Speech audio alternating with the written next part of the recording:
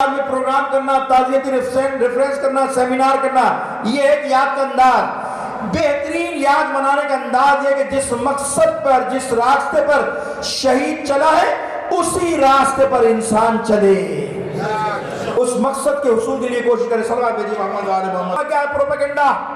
لوگوں کے اندر انتشار، فکری انتشار، اخلاقی انتشار ہو رہا نہیں ہو رہا؟ کیوں کیا جا رہا ہے؟ پتہ ہے کہ اگر فکری طور پر منتشر ہو گئے، فکری طور پر بھٹک گئے اور اپنے مرکز سے، اپنے ہدف سے پیچھے ہٹ گئے تو پھر ان کو کیپچر کرنا، ان کو بلیک میل کرنا، ان کو جو ہے آسانی سے ہدف سے روک لینا ان کے لیے آسان ہو جاتا ہے جب لوگ پراگندہ ہو جاتے فکری طور پر۔ اور جب فکری طور پر مضبوط رہیں گے دنیا کی کوئی طاقت آپ کو جھکا نہیں سکتی۔ لہذا یاد رکھیے گا، آج ہم جس مشکلات میں ہیں اس کی ایک وجہ بنیادی یہی ہے کہ ہم فکری طور پر منتشر ہوتے جا رہے ہیں۔ اپنی صفوں میں اتحاد، اپنی صفوں میں یگانگیت، اپنی صفوں میں وحدت، ایک دوسرے کا احترام، ایک دوسرے کے ساتھ اخلاق کے ساتھ پیش آنا، ایک دوسرے پر اعتماد کرنا، یہ قومی معاملات اعتماد کے بغیر آگے بڑھتے نہیں ہیں۔ ایک دوسرے پر اعتماد کر کر آگے معاملات بڑھتے ہیں، یاد رکھیے گا۔ اس لیے آج جو کچھ بھی اس دنیا کے اندر ہو رہا ہے نا، آپ دیکھ لیجئے پوری دنیا کے اندر تشیع آگے بڑھ رہی ہے، کہاں سے کہاں پہنچ گئی ہے پوری دنیا آج۔ لیکن ہوتا کیا ہے؟ ہوتا یہ کہ لوگوں کے حوصلوں کو پسپا کرنے کے لیے، لوگوں کے مورل کو ڈاؤن کرنے کے لیے پروپیگنڈے کیے جاتے نہیں کیے جاتے۔ اتنی بڑی جنگ آپ دیکھ رہے ہیں، آپ کے سامنے ہو رہی ہے نہیں ہو رہی؟ لبنان کے اندر ہوئی تھی نہیں ہوئی تھی؟ حسن نصر اللہ شہید کر دیے گئے، قاسم سلیمانی شہید کر دیے گئے، دیگر لوگ مار دیے گئے، ہانیہ قتل کر دیے گئے، سنوار قتل کر دیے گئے۔ مغرب نے کیا پروپیگنڈا کیا؟ لو بھیا ان کے لوگ تو مارے گئے، یہ ناکام ہو گئے، لوگ مارے گئے، بھائی دیکھو یہ تو تنزلی کی طرف جا رہے ہیں، یہ ناکامی کی طرف جا رہے ہیں۔ تو کیا کر رہے ہیں؟ وہ فکری طور پر آپ کے مورل کو ڈاؤن کر رہے ہیں، جبکہ خدا کی قسم راہ خدا میں مر جانے سے قوم کے مورل ڈاؤن نہیں ہوتے، راہ خدا میں مر جانے سے قومیں زندہ ہوتی ہیں، ان کا مورل ڈاؤن نہیں ہوتا۔ لیکن کیونکہ مغرب کی طرف سے پروپیگنڈا ہوتا ہے، فکری طور پر منتشر کر دو۔ اور ہمارے لوگوں میں بھی یہ بات ہے بہت ساری کہ بھائی اتنی بڑی بڑی شخصیتیں ماری جا رہی ہیں، اتنے بڑے بڑے لوگ مارے جا رہے ہیں، ہم تو ناکام ہو رہے دنیا میں۔ آپ کسی محاذ پر ناکام نہیں ہو۔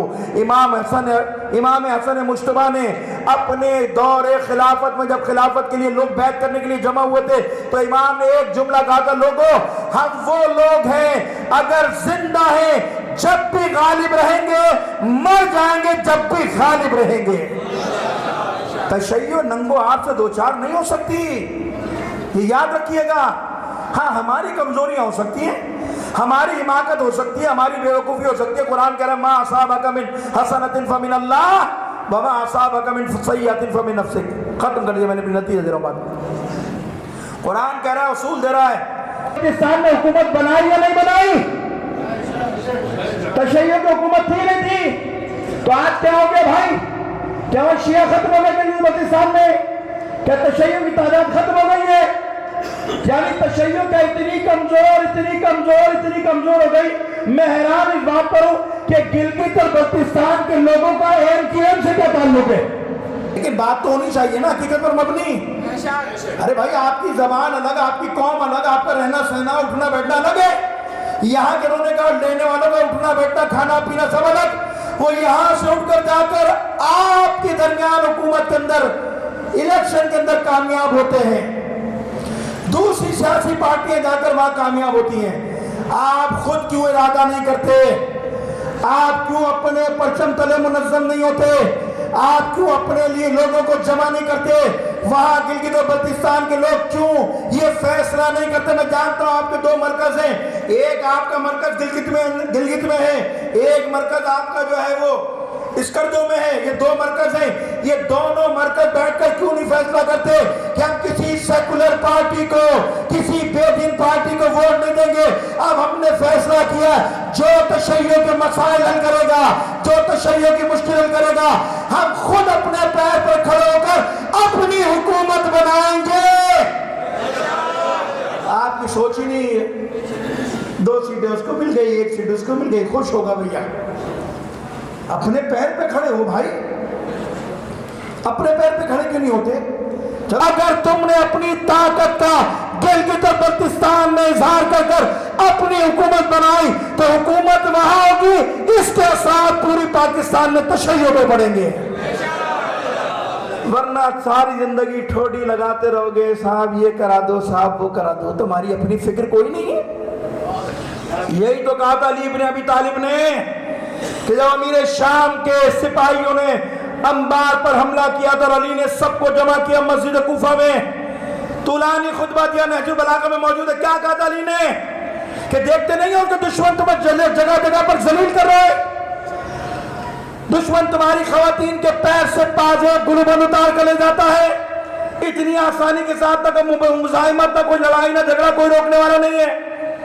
एक तुलानी खुतबा दिया और जब अली की आवाज पर किसी ने लब्बैक नहीं कहा तो अली मायूसी के आलम में मिंबर से उतरे, मस्जिद कूफा की दीवार से टेक लगाकर खड़े हो गए, ज़ारो कतार रोने लगे और एक जुमला कहा अली ने, खत्म हो गई बात। नहीं क्या कहा? मस्जिद से निकलते हुए लोगों को देखकर अली रो कर कहता, वाह उस शख्स पर कि जिसे तुम जैसे मानने वाले, तुम जैसे चाहने वाले मिले हो, तुम जैसे मानने वाले, तुम जैसे चाहने वाले, मैं तुम्हें नरमी के साथ हक की तरफ बुला रहा हूं और तुम मुझसे इस तरह से भागते हो कि जैसे शेर के चिंगारने से बकरियां भागती हैं। फिर अमीरुल मोमिनीन का एक तारीखी जुमला, मौला कायनात कहते खुदा की कसम, ये उस जमाने के लिए नहीं था, कयामत तक के लिए अली के जुमले हैं। क्या कहा अली ने? खुदा की कसम अगर मेरा बस चले तो मैं अपने 10 देकर दुश्मन का एक ले लूं, अपने 10 देकर दुश्मन का एक ले लूं। क्यों? अली कह रहे इसलिए कि वो जानता कि दुश्मन बातिल पर है, फिर भी कितना मजबूत, कितना मुत्तहिद, कितना एक दूसरे के साथ, और तुम जो मेरी इमामत, मेरी विलायत, मेरी मोहब्बत का दम भरते हो, तुम्हारी सफों का क्या आलम है, तुम्हारी सफों में इंतशार है। फिर इमाम का एक जुमला है, खुदा तुम्हारा बुरा करे, खुदा तुम्हारा बुरा करे, काश मेरे और तुम्हारे दरमियान खुदा इतना फासला कर दे कि ना अली तुम्हें देख पाए ना तुम अली को देख पाओ। ये दर्द दिल है अली को का, अपनी सफों को मजबूत करो, अब इंतशार का वक्त नहीं है, अब तो तुम्हारा जमाना शुरू हो रहा है, तुम तो अपनी हिमाकतों से अपने जीने को खुद ही तोड़ रहे हो। अपनी सफों को मजबूत करो। आने वाले इलेक्शन के अंदर मैं वहां के उलमाए कराम से हमायदीन को कहता हूं, बैठो सर जोड़कर आपस में बैठो, फैसला करो मिन असल कौम, मानो ना मानो, किसी को ना मानो, मैं नहीं कहता कि इसको मानो उसको मानो, कोई मसला नहीं, ये मानने का मसला थोड़ी है, तशय्यो के हुकूक का मसला है।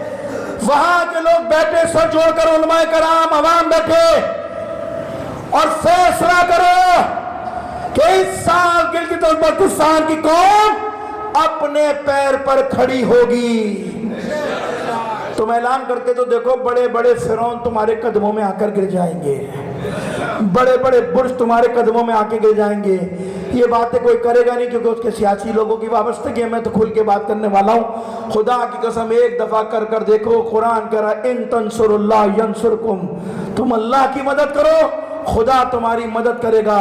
और इंशाअल्लाह ताला जब अपने पैर पर खड़े होगे, खुदा कह रहा वला तहिनु वला तहज़नु व अंतुमुल आलौन इन कुंतुम मुमिनीन, ना ही महजून हो ना ही दिल मलूल हो, तुम सबसे बरतर आला हो, मगर शर्त यह है कि मोमिन बन जाओ, खुदा तुम्हें कामयाब करेगा और दुश्मनान लिबैत को इंशाअल्लाह खुदा नाकाम और नामुराद करेगा। बहुत शुक्रिया। वस्सलाम अलैकुम व रहमतुल्लाहि व बरकातहू।